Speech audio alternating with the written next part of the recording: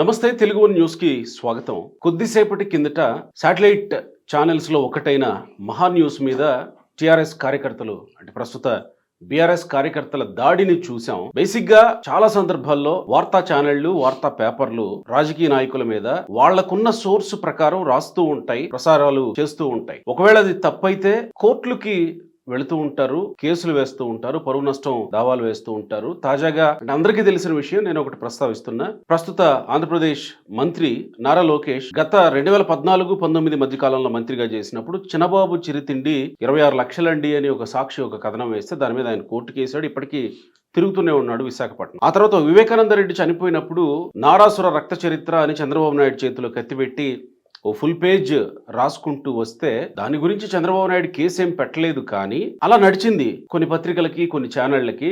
కానీ దాడులు చేయలా, కేసులు పెట్టారు ఆ ఒక్క కారణం చేతనే. గత కొన్ని రోజులుగా ఫోన్ ట్యాపింగ్ వ్యవహారం తెలంగాణలోను ఆంధ్రప్రదేశ్లోను కలకలం రేపుతున్న నేపథ్యంలో ఆంధ్రప్రదేశ్లో కొంతమంది ఏంటి ప్రత్యేకంగా జగన్మోహన్ రెడ్డి సోదరి షర్మిల, తల్లి విజయమ్మ ఫోన్ కూడా ట్యాప్ అయిందని, ఇక తెలంగాణలో అయితే చెప్పనవసరం లేదు, వేల సంఖ్యలో ఫోన్లు ట్యాప్ అయ్యాయని అప్పటి ఐజీ ప్రభాకర్ రావుని తీసుకొచ్చి ప్రస్తుతం విచారణ చేస్తున్న నేపథ్యంలో ఒక్కొక్కటి బయటకు వస్తున్న తరుణంలో మహా న్యూస్ ప్రసారం చేసిన కథనాల నేపథ్యంలో ఈ బీఆర్ఎస్ నేతల దాడి అనేది ప్రస్తుతం వెలుగులోకి వస్తున్న అంశం.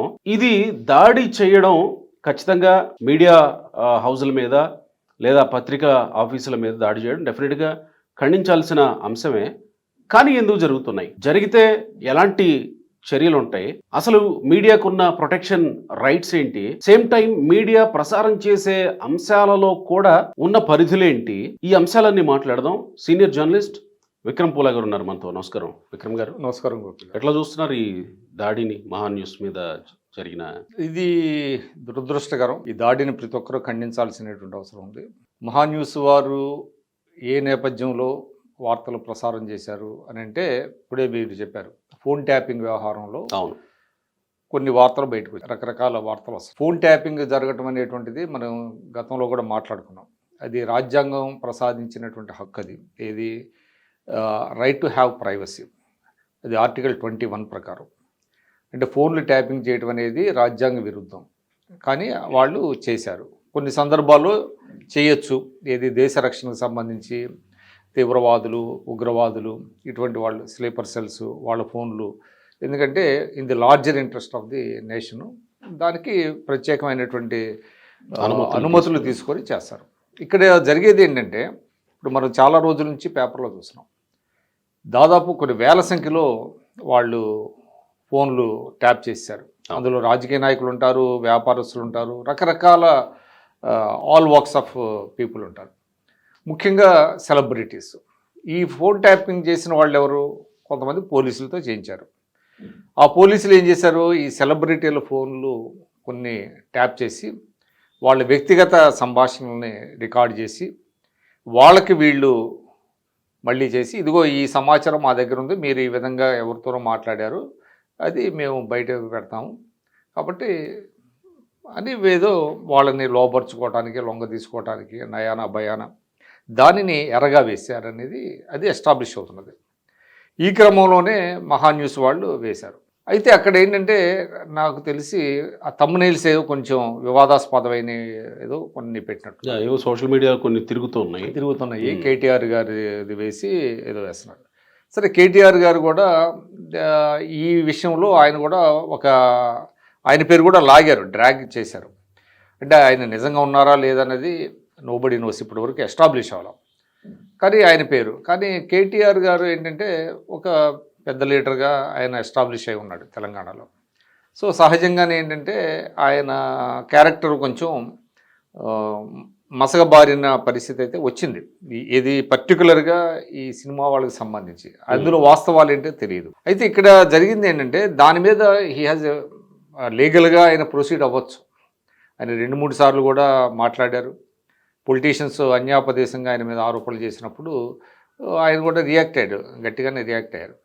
కానీ ఇట్లాగే మీడియా హౌసెస్ మీద వాళ్ళ అనుచరులు వెళ్ళి దాడి చేయడం అనేటువంటిది చాలా దురదృష్టకరం. ఎందుకంటే ఈయన ఒక్కడే మొదటిసారి కాదు, కేటీఆర్ గారు ఒక్కడే కాదు, అనేక మంది రాజకీయ నాయకులు ఈ రకమైనటువంటి బాధితులుగా ఉన్నారు గతంలో కూడా ఇట్లాంటి కొన్ని అంశాల్లో వాళ్ళు కూడా ఉన్నారు. మరి వాళ్ళు కూడా ఇప్పుడే అంటే మీరు చెప్పారు అంటే వీళ్ళని ఇక్కడ బాధితులనే అనాలా? బాధితులు అంటే ఇక్కడ పర్టికులర్గా ఇది జరిగిందని కాదు, అంటే వేరే ఒక మీడియా హౌస్ చేసిందని కాదు, అట్లా కొన్ని పుకార్లు కావచ్చు, వాస్తవాలు కావచ్చు, కొంత వస్తుంది అది. ఎందుకంటే ఇది ఒక ఆక్యుపేషనల్ హజార్డ్ అండి. ఇప్పుడు ప్రతి వృత్తిలో కూడా కొన్ని ఆక్యుపేషనల్ హజార్డ్స్ ఉంటాయి. ఆ ఆక్యుపేషనల్ హజార్డ్స్కి భయపడి ఎవరు కూడా తమ వృత్తిని వదులుకోరు. దానిని ఏ విధంగా అధిగమించాలో అధిగమించాలి. అది అంటే పొలిటీషియన్స్కి కావచ్చు, సెలబ్రిటీస్ కావచ్చు, డెఫినెట్గా వాళ్ళ మీద కొంత వాళ్ళ చుట్టూతో కొంత ఆరా ఉంటుంది కాబట్టి దానిని డెఫినెట్గా వాళ్ళు కూడా అంటే నేను అనేది మొత్తం మీడియా కాదు, మెయిన్ స్ట్రీమ్ మీడియా కావచ్చు, ఇతరత్ర మీడియా కావచ్చు, వాళ్ళని టార్గెట్ చేస్తారు. వాళ్ళు బాధితుల కింద లెక్క. కానీ దానికి ఏంటంటే ఒక వే చూసుకోవాలి, వాళ్ళు ఎలా బయటకు రావాలి, తమ మీద వచ్చినటువంటి ఆరోపణలు ఏ విధంగా ఎదుర్కోవాలి అనేటువంటిది కూడా పొలిటీషియన్స్ కూడా దాన్ని ఏ విధంగా, అంటే మనకు ఉన్నది ఏంటంటే లీగల్ దీంట్లోనే వెళ్ళాలి, వేలోనే వెళ్ళాలి తప్ప you cannot take law into your own hands. వెళ్ళి ఎవరు పడితే వాళ్ళ మీద దాడి చేసేయటం అట్లాగే జరుగుతుంది. ఇప్పుడే మీరు కొన్ని ఇన్స్టెన్సెస్ చెప్పారు కదా. ఇప్పుడు ఎయిర్పోర్ట్లో హైదరాబాద్ నుంచి వైజాగ్ వెళ్ళి అక్కడ ఒక చిన్న మామూలు రిఫ్రెష్మెంట్స్కే 25 లక్షలు అయిందని ఆయన చేసినప్పుడు డెఫినెట్గా అది ఆయన మెలైన్ అయినట్టే కదా ఆయన క్యారెక్టర్ని. కానీ ఏం చేశారు, అప్పుడు కేసు వేశారు. ఇప్పటికీ ఆయన తిరుగుతున్నట్టున్నాడు, ఆ కేసు నడుస్తూనే ఉంది దానికి. అది అట్లాగే ఎదుర్కోవచ్చు. కొన్ని సందర్భాల్లో ఏంటంటే కొంత చూసి చూడనట్టే వెళ్ళిపోతూ ఉంటారు. ఇప్పుడు వివేకానంద రెడ్డి హత్య కేసులాగా ఇప్పుడు చంద్రబాబు నాయుడు గారి మీద అయితే ఎన్ నంబర్ ఆఫ్ వార్తలు వేసేవాళ్ళు గతంలో. ఇప్పుడు ఇంకా తగ్గింది ఒక రకంగా చెప్పాలంటే. అంటే కొంత గతంలో ఆయన మీద చాలా వార్తలు రాయించారు ఆయన్ని, అట్లాగా జరిగినాయి. కానీ ఆయన ఏంటి చాలా వాటిలో స్పోర్టివ్గా తీసుకున్నాడు. చాలా అంశాలు చాలా ఇప్పటికీ అంటూనే ఉంటారు కదా, పెంగళ దశరథరాము హత్య కేసులో ఈయన ఉన్నాడని, అదే మల్లెల బాబ్జీ ఇవన్నీ మీకెందుకు అసలు అతిపెద్ద ఎన్టీఆర్ మీద చాలా ఎన్ని వచ్చాయి అనుకుంటున్నారు. ఎన్టీఆర్ సీఎంగా ఉన్నప్పుడు ఆయన చెవు పోగు పెట్టుకుంటే చెవు పోగు ఒకటే పెట్టుకునే వాళ్ళు, అంటే కొన్ని దేశాల్లో అయితే అంటే డిఫరెంట్ జెండర్కి చెందినటువంటి వాళ్ళు పెట్టుకుంటారు, మగవాళ్ళు పెట్టుకోరని. తర్వాత ఆయన రాత్రిపూట గండిపేటలో శవాల మీద కూర్చొని పూజలు చేస్తున్నారు. అది నేషనల్ పత్రికలు రాసినాయి. ఆశ్చర్యం ఏంటంటే చిన్న చిత్తక పత్రికలు కాదు, నేషనల్ పత్రికలు రాసినాయి. అయితే ఆయన ఒకసారి మొత్తం మీడియానంతా తీసుకెళ్ళి గండిపేట మొత్తం ప్రతి అంగుళం చూపించాడు ఆయన, చూడండి బ్రదర్ అని. సో అట్లాగా చాలా మంది మీద రాసినటువంటి ఇలాంటి ఇన్సిడెంట్లో పవన్ కళ్యాణ్ కూడా ఒకటి, పరిటాల రవి గుండు కొట్టించాడని పవన్ కళ్యాణ్ అప్పుడు ఆయన ఏం చేశాడు, అప్పుడు క్రానికల్ ముందు ధర్నా చేశాడు. ధర్నా చేయొచ్చు కదా, ధర్నా చేయొచ్చు. ధర్నా మీకేముంది, ధర్నా చేయడానికి ఏముంది, మీరు అంటే నిరసన తెలియజేశారు. యాక్చువల్గా ఇందాక ఆయన మహా ఎండి వంశీ మాట్లాడుతూ కూడా అదే అన్నారు, మీకు ఏదన్నా ఉంటే నిరసన తెలియజేయండి, మేము ఎక్స్ప్లెయిన్ ఇస్తాం, మేము సోర్స్ ఏంటో చెప్తాం, కానీ ఇలా వచ్చి దాడి చేస్తారా అని అంటే ఆయన మాట్లాడాడు. పవన్ కళ్యాణ్ కూడా ఒక రకంగా ప్రజాస్వామిక పద్ధతిలోనే వెళ్ళి ధర్నా చేసినట్టు. గతంలో చాలా మంది ఎవరైతే ఈ రకమైనటువంటి మీడియా ద్వారా కొన్ని వార్తల్లో ఉన్నారో వాళ్ళు కూడా ముందు రిజైండర్ ఇవ్వటం, తర్వాత నిరసన తెలియజేయటం, లీగల్ నోటీసులు ఇవ్వటం, ఇట్లాంటివన్నీ చేసేవాళ్ళు చేశారు. ఎందుకంటే మనకి డిఫమేషన్ కేసెస్ ఉన్నాయి, 500, 501 అట్లాగే వెళ్ళిన వాళ్ళు ఉన్నారు. లేకపోతే ఇప్పుడు ఏముందండి, డైరెక్ట్గా మాట్లాడి కూడా ఇంతకుముందు అంటే యాక్సెస్ ఉండేది కాదు, ఇప్పుడు మాట్లాడి ఇది కరెక్ట్ కాదని కూడా చెప్పొచ్చు. అది అంతేగాని ఒక్కసారికి వెళ్ళి దాడులు చేసేయటం అనేటువంటిది కరెక్ట్ కాదు. మీకు గుర్తుండే ఉంటుంది, ఆ మధ్యకాలంలో ప్రస్తుత AP press academy chairman all party Suresh గారు ఎడిటర్గా ఉండగా TV9లో మోహన్ బాబు గన్నెత్తుకొని వెళ్ళిపోయాడు TV9లోకి అని ఈ మధ్యకాలంలో కూడా చర్చకు వచ్చింది ఆ విషయం. ఆయన మీద ఏదో ఒక కథనం ప్రసారం చేస్తే, మీరు సినిమా వాళ్ళైతే కొన్ని పేర్లు, కానీ వాళ్ళు కొంతమంది అయితే డైరెక్ట్గా బెదిరించిన వాళ్ళు కూడా. మోహన్ బాబు, నేను ఆదివారం అనే పత్రికలో ఆదివారం చిత్రభూమి సంస్థలో కూడా కొన్నాళ్ళు చేస్తే చిత్రభూమి ఆఫీస్ మీద దాడి చేశారు మద్రాసులో. ఇది మోహన్ బాబు గారు కొంచెం ఆయనకి అంటే లౌడ్ మౌత్ అంటారు కదా, అట్లాగా జర్నలిస్టులని బెదిరించిన సందర్భాలు ఉన్నాయి. చెప్పింది ఈ మధ్య రాసుకో. కాలంలో లోగోతో టీవీ చేసి కొట్టింది. నాకు తెలిసి ఒక ఆయన ఉన్నాడు, ఆయన ఏదో క్వశ్చన్ అడిగితే చెప్పింది రాసుకో అన్నాడు ఆయన, మోహన్ బాబు. అట్లాగా ఇట్లాంటివి ఉన్నాయండి. అంటే దానికి ఏంటంటే జర్నలిస్టులు కూడా ఇటీవల కాలంలో కొంతమంది హద్దులు మీరుతున్నారు. నేను అందరినీ జనరలైజ్ చేయట్లేదు, హద్దులు మీరే వాళ్ళు కూడా ఉన్నారు. హద్దులు మీరుతున్నారు, ఎవరు పడితే వాళ్ళు వచ్చేస్తున్నారు కదా, మీడియాలోకి వస్తున్నారు. ఇట్లాంటి తమ్నెయిల్స్, రాంగ్ తమ్నెయిల్స్ పెట్టి వ్యూస్ కోసం. లోపల ఏముండదు, మళ్ళీ తమ్నెయిల్ సజెస్టివ్గాను చాలా డెరిగేటరీగాను ఉంటుంది. లోపల తమ్నెయిల్ చూడగానే వాడు చూస్తాడనమాట. లోపల లోపల తమ్నెయిల్ ఒకటి ఉంటుంది, లోపల కంటెంట్ ఒకటి ఉంటుంది. అట్లాగా జరిగినటువంటి సందర్భాలు కూడా ఉన్నాయి.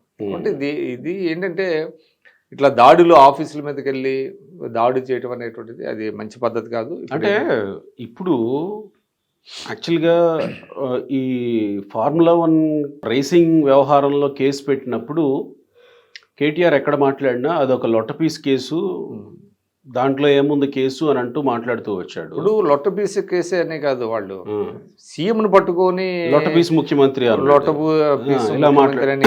తర్వాత ముఖ్యమంత్రి అని మాట్లాడారు. ఇట్లాంటివి కూడా మాట్లాడారు కదా. అంటే నా ప్రశ్న ఏంటంటే ఇక్కడ ఆ కేసును అలా కొట్టిపారేశారు, బట్ ఈ కేసు విషయంలో ఇన్ని ఆరోపణలు వస్తుంటే ఎక్కడ మాట్లాడలేదు కేటీఆర్. బహుశా ఆయన మనసులో ఏముందో మనకు తెలియదు, కానీ విచారణలో బయటకు వస్తుంది కదా అని అనుకుంటున్నాడేమో, కానీ ఈ కేసు విషయంలో మాత్రం ఎక్కడ మాట్లాడలేదు. బట్ మీడియాలో వస్తున్న ప్రసారాల విషయంలో ఏమన్నా ఫ్రస్ట్రేట్ అయ్యాడని అనుకోవాలా, లేకపోతే ఆయనకి తెలిసే జరిగింది అనుకోవాలా, లేకపోతే కార్యకర్తలు చేసింది అనుకోవాలా? దీన్ని ఎట్లా అనుకోవాలి? రెండింటికి పాసిబిలిటీ ఉంది. అంటే ఆయన నాలెడ్జ్తో జరిగి ఉండొచ్చు, నాలెడ్జ్ లేకుండా కొంతమంది ఆయన దగ్గర మంచి మార్కులు కొట్టేయడానికి వెళ్ళి దాడి చేసి, అంటే ఇప్పుడు అట్లా ఉన్నారు. ఇప్పుడు ఏంటంటే రాజకీయాల్లో వాళ్ళని ప్లీజ్ చేయడం కోసం కొంతమంది వెళ్ళి చేసేసి మేమే చేసామని తర్వాత వాళ్ళ దగ్గర మంచి మార్కులు కొట్టేయడానికి అట్లా కూడా ఉన్నారు. కాబట్టి ఏపీలో జర్నలిస్టులు కాదు కానీ పొలిటీషియన్స్ చూసాం కదా మనం. జోగి రమేష్ చంద్రబాబు నాయుడు ఇంటి మీద తర్వాత మంత్రి అయ్యాడు. అదే చెబుతున్నా, అట్లాగా ఉన్నది. అందువల్ల ఆ మధ్య సాక్షి మీద చేసింది కూడా అది కూడా కరెక్ట్ కాదు, దాన్ని కూడా మనం ప్రస్తావించాల్సిన అవసరం ఉంది. కొమ్మినేని శ్రీనివాసరావు విషయంలో కూడా అంటే చట్టం తన పని తాను చేసింది, అరెస్ట్ చేసింది, దానికి ఏమీ డిస్ప్యూట్ లేదు. అంటే ఇక్కడ ఒక స్థాయి దాటిపోతుందండి. మీడియా కూడా రాసే విధానాలు ఇవన్నీ చూసాం కదా, ప్రతిరోజు ఏదో ఒకటి రాయటం, అంటే సహనాన్ని పరీక్షించడం అనేది ఏదో ఉంటుంది కదా, అట్లా కూడా జరుగుతున్నాయి కొన్ని సందర్భాల్లో. మీరు ఇప్పుడు సాక్షి తీసుకోండి, ప్రతిరోజు గవర్నమెంట్ మీద వ్యతిరేకం, చంద్రబాబు గారి మీద వ్యతిరేకం, ఆయన మీద వేసేటువంటి కార్టూన్లు ఉన్నాయి, ఎంత ఘోరంగా ఉంటాయి కార్టూన్లే కాదు, కొన్ని ఫోటోలు వేస్తారు. ఆయన ఫోటోల్ని కొంచెం డిస్టార్ట్ చేసి, అంటే అది సరిగా లేకుండా. అంటే కార్టూన్ల విషయానికి వస్తే మళ్ళీ ఎన్టీఆర్ మీద కార్టూన్ల విషయానికి అవి కూడా మాట్లాడతారు. గుడ్ టేస్ట్ అది ఉంటే అది కరెక్టే, అట్లాని కాకుండా కొన్ని కార్టూన్లు, నేను అన్నీ అన్నాను, కొన్ని నవ్వుకునేటట్టు హాయిగా నవ్వుకునేటట్టుగా ఉంటాయి, ఆలోచింపజేసేటట్టుగా ఉంటాయి, అన్నీ ఉంటాయి. కానీ నేను అనేది ఆ పరిధి దాటిపోయింది. ఆ పరిధి దాటిపోయి వ్యక్తిత్వ హననం చేయటం అనేటువంటిది ఎక్కువైపోయింది. మరి ఇక్కడ నాకు ప్రత్యేకంగా ప్రజలకు కూడా తెలియాల్సిన విషయం ఏంటంటే, సహజంగా జర్నలిస్టులు అందరిలాంటి హ్యూమన్ బీయింగ్సే, వాళ్ళకేం ప్రత్యేకమైనటువంటి అధికారాలు, ప్రత్యేకమైనటువంటి హక్కులు ఏమీ లేవు అనేది ఇప్పటి వరకు అందరూ మాట్లాడుతూ వచ్చారు. కానీ మీడియా ఆఫీసులు, పత్రికా కార్యాలయాలు ఇలాంటి కథనాలు అఫ్కోర్స్ వాళ్ళకి సోర్స్ ఉండి ఉండవచ్చు కదా, కథనాలు రాసినప్పుడు ఇలా రాజకీయ నాయకులు లేకపోతే రాజకీయ నాయకుల అనుచరులు మీడియా మీద పడిపోవటమేనా? ఇంకా అదే చెప్తున్నా, అదే పెద్ద ఇవాళ అది వెరీ డిబేటబుల్ పాయింట్. అది వాళ్ళు ఏంటి, నేను అదే అంటున్నా. ఇప్పుడు మీడియాకి ప్రత్యేకమైనటువంటి హక్కులు లేకపోతే తమకున్నటువంటి సోర్సు చెప్పుకోవడానికి ఒక వేదిక, డెఫినెట్గా కోర్టులు వేదిక అవుతాయి, అది ఒకటి ఉంది. కానీ ఇక్కడ మీద పడిపోతే, ఎవరు పడితే వాళ్ళు మీద పడిపోతే ఇక మీడియాలో ఏమి రాసుకొస్తాయి? అంటే ఇండిపెండెంట్గా ఉండాల్సినటువంటి జర్నలిజం ఎప్పుడైతే పక్కదారి పట్టిందో అప్పుడు ఇటువంటి సమస్యలను వస్తున్నాయి. దానివల్ల ఇవాళ మీరు అన్నట్టుగా అసలు పత్రికా రంగం లేకపోతే ప్రజాస్వామ్యం లేదండి. అవును ఫోర్త్ కదా. ఎస్టేట్ అంటారు అవును కదా. కదా. ఇవాళ పత్రికా రంగం లేకపోతే అసలు మనం ఊహించలేము. నియంతృత్వం ఏ స్థాయిలో ఉంటుందనేటువంటిది ఊహించలేం. కాబట్టి పత్రికా రంగం అనేటువంటిది, మీడియా అనేది ఫర్ ద డెమోక్రసీకి చాలా ముఖ్యం, ప్రజలకి ముఖ్యం చాలా. అందువల్ల ఇవాళ పత్రికా రంగం యొక్క ప్రాముఖ్యత, పత్రికా రంగం ఉండాల్సినటువంటి అవసరం గతంలో కంటే పెరిగింది. అందువల్ల ఆ అవేర్నెస్ అనేటువంటిది ప్రజల్లోకి తీసుకెళ్లడంలో పత్రికా రంగం చాలా సక్సెస్ఫుల్గా ఉంది. కానీ అందుకనే దాన్ని సప్రెస్ చేస్తున్నారు. ఆ గొంతుకల్ని సప్రెస్ చేయడానికి కారణం ఇవాళ మీరు ఈ దాడి దేనికి దాడి కేవలం మహాన్యూస్ మీద దాడిగానే మనం భావించక్కల. ఇది ఒక హెచ్చరిక. ఇటువంటి వార్తలు మీరు కనుక వేస్తే జాగ్రత్త భవిష్యత్తులో అనేటువంటిది కూడా ఒక హెచ్చరిక పంపించినట్టుగా మనం అర్థం చేసుకోవాలి. అవును కదా. ఖచ్చితంగా. అందువల్ల ఇవాళ అంటే పత్రికా రంగం జర్నలిస్టులు ఒక ఏకతాటి మీదకి రావాలండి. ఏకతాటి మీదకి వచ్చి తమ హక్కుల్ని ప్రొటెక్ట్ చేసుకోవాలి. తమకు ఉన్నటువంటి ఆ నిబద్ధత, ఇండిపెండెంట్ నేచర్ని కాపాడుకోవాల్సినటువంటి బాధ్యత ఉంది. లేకపోతే ఏమవుతుందంటే ఇవాళ ఇటువంటివే ఎక్కువ జరిగేటువంటి అవకాశం ఉంది. ఇవాళ డైరెక్ట్గానే కొంతమంది హెచ్చరికలు చేస్తున్నారు కదా, రేపొద్దున మేము అధికారంలోకి వస్తే మేము చూస్తాం, మీ సంగతి మేము చూస్తాం అనేటువంటి మాట మాట్లాడుతున్నారు కదా. కనుక ఇది కొంతమంది ఇండివిజువల్స్గా ఉన్న అప్పుడు చేసిన తీన్మార్ మల్లన్న, జర్నలిస్ట్ రఘు, ఇలాంటి వాళ్ళని తీన్మార్ మల్లన్న మీద నేరుగా దాడి చేశారు, తర్వాత కేసులు పెట్టారు. జర్నలిస్ట్ రఘుని అలానే తీసుకెళ్ళిపోయారు. ఇంకా కొంతమంది జర్నలిస్టుల విషయంలో కూడా బెదిరించినట్టు వార్తలు వచ్చాయి. అంటే నేను ఇండివిజువల్స్ గురించి మాట్లాడను. ఇండివిజువల్స్లో ఏముంటంటే ఇండివిజువల్స్ ఏ స్థాయి వరకు ఒక వార్తను కానీ ఒక సమాచారాన్ని కానీ తీసుకెళ్ళాలి అనేటువంటిది ఉంటుంది. అందులో మీరు ఆ న్యూస్ను ప్రజెంట్ చేయాలి తప్ప మీ వ్యూస్ ఉండాల్సినటువంటి అవకాశం ఉండదు. కాకపోతే వచ్చిన సమస్య ఏంటంటే కొంతమంది తమ వ్యూస్ను కూడా వ్యక్తం చేయడం, ఇవన్నీ కూడా జరుగుతూ ఉంటాయి. అది మనం సపరేట్గా చూడాలి. అటువంటి ఇండివిజువల్ కేసెస్ని సపరేట్గా చూడాలి. అంటే వాళ్ళు ఏదైనా వ్యక్తిగతంగా ఇది చేసినట్టు అనుకోవాలా? అంటే అట్లా కూడా ఉంటున్నాయి కదా కొన్ని సందర్భాల్లో. నేనంటే వ్యక్తులు నేను అది చూడలేదు. ఇప్పుడు మీరు చెప్పినటువంటి వాళ్ళు ఒక స్థాయి దాటిపోయి కూడా కొంతమంది చేస్తున్నటువంటి పరిస్థితి వస్తుంది ఇండివిజువల్గా. బట్ ఒక మీడియా హౌస్గా డెఫినెట్గానే అనుకుంటాం ఇప్పుడు ఉన్నటువంటి మీడియా హౌస్లో కొంత ఒక 10% తీసేస్తే 90% ఇప్పటికీ కూడా అంటే ఆ నిబద్ధతను అయితే ప్రదర్శిస్తున్నటువంటి పరిస్థితి ఉన్నది. లేకపోతే నిలబడలేవండి.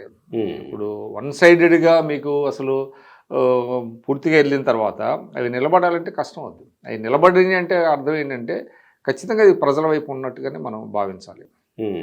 ఇప్పుడు ఈ దాడి రాజకీయంగా చూసినప్పుడు కేటీఆర్ అప్కమింగ్ సీఎం అనో లేకపోతే బీఆర్ఎస్ పార్టీకి కాబోయే ఒక భావి నాయకుడిగానో ఉన్న కేటీఆర్కి ఇది ఎలాంటి నష్టం చేసే అవకాశం ఉంటుంది అనుకోండి ఇలాంటి అంశాలు? ఇప్పుడు ఒక దశలో కేటీఆర్ చాలా ఉన్నతమైనటువంటి స్థాయికి వెళ్ళాడు. ఆయన కేసీఆర్ గారు ముఖ్యమంత్రిగా ఉన్నప్పుడే ఆయనకు ఉన్నటువంటి పరిజ్ఞానం, ఆయనకు ఉన్నటువంటి భాష, ఆ వ్యక్తీకరణ విధానం, ఇర్రెస్పెక్ట్ ఆఫ్ పార్టీస్, ఇర్రెస్పెక్ట్ ఆఫ్ అంటే రీజన్స్ తెలిస్తే ఇతను ఒక గొప్ప లీడర్ అవుతాడని అందరూ అనుకున్నారు. కానీ దురదృష్టవశాత్తు ఏంటంటే ఇటువంటి ఇన్సిడెంట్స్ని కనుక ఆయన ప్రోత్సహించకూడదు. డెఫినెట్గా ఆయన కూడా ఖండిస్తే అది బాగుంటుంది. ఏది ఉన్నా కూడా చట్టపరంగానే న్యాయపరంగానే ప్రొసీడ్ అవ్వాలి. అందువల్ల కేటీఆర్ గారు కూడా ఖచ్చితంగా ఒక డెమోక్రటిక్ ఒక అప్రోచ్లో వెళ్ళాల్సినటువంటి అవసరం అయితే ఉన్నది. రాజకీయంగా అంటే రాజకీయంగా నష్టం జరిగే అవకాశం ఉంటుందా ప్రజల్లో? ఏదైనా కూడా మీకు చట్టానికి వ్యతిరేకంగా చేస్తే ఏదైనా జనాలు ఆలోచించేది లాంగ్ రన్లో, అంటే షార్ట్ రన్లో మేబీ లాభం చేకూర్చవచ్చు. కానీ లాంగ్ రన్లో ఏమవుతుంది అంటే మీ ఒక రాజకీయ నాయకుడు ఒక ఏమంటాం మనం స్టేట్స్మెన్గా ఉండే పరిస్థితి రావాలి తప్ప అక్కడి నుంచి దిగజారకూడదు కదా ఆ స్థాయికి వెళ్ళిన తర్వాత. అందువల్ల చిన్న చిన్న అంశాలని వాళ్ళు ఇగ్నోర్ చేయాల్సిన పరిస్థితి అయితే ఉన్నది. అంటే అట్లని వ్యక్తిత్వ హననం చేస్తే ఊరుకోమని నేను చెప్పను, కానీ బట్ దానిని ఏ విధంగా ఎదుర్కోవాలి తప్ప వేరే రకంగా ఎదుర్కొంటే అది మంచిది కాదు. ఏ విధంగా ఎదుర్కోవాలి? మీడియా ప్రసారం చేసే కథనాల్లో పరిధులు ఏమన్నా ఉంటాయా? లేదు వాళ్ళకి సోర్స్ ఉంటే వేసేయొచ్చా? సోర్స్ ఉన్నప్పుడు వేసేయచ్చు. వేసేయొచ్చు అంతే కదా. సోర్స్ పలానా సోర్స్తో వేసేయచ్చు. ఉమ్, ఇప్పుడు ఇంకోటి ఏమవుతుందంటే ఈ ఫోన్ ట్యాపింగ్ వ్యవహారంలో ప్రజలకి నష్టం జరిగే అవకాశం ఉంది. ఎందుకంటే ఇప్పుడు కొంతమంది ఆఫీసర్స్ ఎవరైతే వాళ్ళు నియమించుకున్నారో వాళ్ళు ఏం చేస్తున్నారు, కొంతమందిని మీద వాళ్ళకేమో ఆ చేయించిన వాళ్ళకేమో పొలిటికల్ ఇంట్రెస్ట్, వీళ్ళకేమి ఇంట్రెస్ట్ ఉంటుంది, ఇట్లాంటి సెలబ్రిటీస్ ఫోన్స్ని ట్యాప్ చేసి, సామాన్యుల ఫోన్లు ట్యాప్ చేసి వాళ్ళని బెదిరించి వాళ్ళని లోబరుచుకునేటువంటి పరిస్థితి వస్తుంది. అది ఎంత నష్టం అవుతుంది, అది ఎన్ని కుటుంబాల్లో చిచ్చు పెట్టేటువంటి పరిస్థితి వస్తుంది. అది ఎవరు చేస్తున్నారు, పై వాళ్ళేమో వాళ్ళ ఇంట్రెస్ట్లు, అది పొలిటికల్ ఇంట్రెస్ట్. బట్ ఇక్కడికి వచ్చేటప్పటికి డెఫినెట్గా వీళ్ళ ఇంట్రెస్ట్లు వేరుగా మిస్యూజ్ అయిపోతుంది ఇక్కడ. మిస్యూజ్ అనేది చాలా చిన్న వర్డ్, చిన్న వర్డే, పై వాళ్ళు చేసింది అదే. అబ్యూజింగ్ అంటారు దాన్ని. ఇట్ ఈస్ నథింగ్ బట్ ఏంటంటే అబ్యూజింగ్ యువర్ పవర్, ఇదనమాట. అసలు ఫోన్ ట్యాప్ చేయటం అనేది అబ్యూజింగ్, ఇది మరింత అబ్యూజింగ్. అక్కడ మనీ ఇన్వాల్వ్ అయి ఉంటుంది, క్యారెక్టర్స్ ఇన్వాల్వ్ అయి ఉంటాయి, అన్ని రకాలుగా వాళ్ళు అబ్యూజ్ చేస్తూ ఉంటారు. సో అటువంటి పరిస్థితిని మనం ఊహించుకోవడానికే చాలా ఇది ఉంది. ఎందుకు అంతమంది మీద ఫోన్లు నిఘా పెట్టారు, ఈ కింద స్థాయి పోలీస్ ఆఫీసర్లు వాళ్ళని కొంతమందిని కీలుబొమ్మలుగా చేసుకుంటే ఇప్పుడు వాళ్ళ ద్వారా కదా ఇవన్నీ జరుగుతున్నాయి. అందువల్ల దీని మీద ఒక సమగ్రమైనటువంటి, ఇప్పుడు బీజేపీ వాళ్ళు చాలా మంచి క్వశ్చన్ లేవనెత్తారు. ఈ మొత్తాన్ని సిబిఐకి ఇవ్వమని చెప్తున్నారు. ఫోన్ ట్యాపింగ్ వ్యవహారం సిబిఐకి ఇవ్వండి. ఎందుకంటే వాళ్ళ ఏబిఎన్ ఎండి రాధాకృష్ణ గారి ఫోన్ ట్యాప్ చేసినట్టు తెలుస్తుంది, ఇంకా చాలామంది చేసి ఉండొచ్చు. T5 చైర్మన్ పేరు కూడా వినపడుతుంది. మరి ఇంత పెద్దది, దీని పరిధి పెరిగిపోతుంది రోజు రోజుకి. ఏంటి ఇంట్రెస్ట్ ఇంతమంది ఫోన్లు ట్యాప్ చేయటం? మరి షర్మిల గారు ఆమె కూడా చెప్పింది కదా, నా ఫోన్ కూడా ట్యాప్ చేశారని. కాబట్టి ఇవన్నీ కూడా బయటకు రావాలని అంటే మీకు ఇది ఇంత విస్తృతమైనటువంటి ఒక దీనిని పరిష్కరించాలంటే సిబిఐకి అప్పచెబితే మంచిది. Right sir. బట్ దీన్ని అయితే డెఫినెట్గా ఖండించాల్సినటువంటి, ఖచ్చితంగా ఖండించాలి. ఖండించకపోతే మీకేంటంటే ఇవాళ వంశీయో లేకపోతే వంశీ ఆయన ఛానల్ అవుతుంది, రేపొద్దున ఇంకోటి అవుతుంది. రోజు ఇలాంటి ఇన్సిడెంట్స్ ఎక్కువ అవుతూ ఉంటాయి. కాబట్టి దీని భవిష్యత్తు కార్యాచరణ కూడా జర్నలిస్టులు అందరూ సంఘటితమై ఆలోచించి ఎందుకంటే ఒక స్వేచ్ఛగా పనిచేసేటువంటి ఒక అట్మాస్ఫియర్ లేకపోతే బిక్కుమని కూర్చొని ఆఫీసులో పనిచేసేటువంటి పరిస్థితి వస్తాయి. ఎప్పుడు ఎవడొస్తాడు, ఎవడు దాడి చేస్తాడో తెలియనటువంటి పరిస్థితుల్లో ఎవరు పనిచేయలేరు కదా. అటువంటి నిజాలు కూడా బయటికి రావాలంటే అప్పుడు దాచుకొని పని చేయాల్సి వస్తుంది. నిజాలు కూడా దాచుకొని ఇంకా పని చేసిన ప్రయోజనం ఏముంటుంది? దానివల్ల ఏమవుతుంది, మీకు పొలిటికల్ కరప్షన్ బయటకు రాదు, అఫీషియల్ కరప్షన్ బయటకు రాదు, సమాజంలో జరిగేటువంటి ఎటువంటిది కూడా బయటకు వచ్చే పరిస్థితులు. మీడియా కనుక జస్ట్ వార్తలతో అంటే ఎవరు చెప్పిన వాళ్ళు ఇచ్చినటువంటి ప్రెస్ రిలీజ్ రాసుకొని పోతే ఇక దాన్ని దెర్ ఇస్ నో మీనింగ్ అనమాట. అవును కదా. కాబట్టి ఇది ఖచ్చితంగా దీన్ని ఖండించాల్సినటువంటి ఇష్యూ ఇది. భవిష్యత్తులో ఇది పునరావృతం కాకుండా ప్రభుత్వాలు కూడా దీని మీద దృష్టి సారించాల్సిన అవసరం ఉంది. ఇప్పటికే మీరు అన్నట్టు చాలా మంది వాళ్ళ సంఘీభావం తెలియటానికి ఏపీ సీఎం చంద్రబాబు నాయుడు గారు, పవన్ కళ్యాణ్ గారు, లోకేష్ గారు అందరూ స్పందించారు. ఇట్స్ ఎ గుడ్ ఇది. కాకపోతే ఏంటంటే బీఆర్ఎస్ కూడా ఖండించాల్సిన అవసరం ఉంది. మరి వాళ్ళ ప్రమేయం ఉందా లేదా, వాళ్ళకి నాలెడ్జ్ లేకుండా చేశారా, అది కూడా అంటే ఇప్పుడు మనకు తెలియదు. కానీ బట్ రేపు ఇట్లాగా మళ్ళీ వాళ్ళు కూడా వాళ్ళ స్పందన ఏంటనేది చూద్దాం. Right sir, thank you.